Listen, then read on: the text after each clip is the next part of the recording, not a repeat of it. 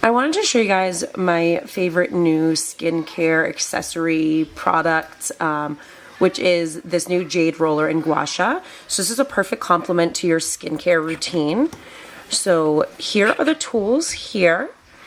And in this box, it actually tells you how to use them. So you can freeze your Jade Roller, you want to wash your face, you apply your favorite moisturizer or serum, then you use your roller to help absorb that into your skin, and then you're going to want to use your Gua Sha to massage upwards and outwards. It also gives you instructions in the package of how to do this more specifically and what parts of your face to target. But I wanted to show you these tools themselves. This gorgeous green color.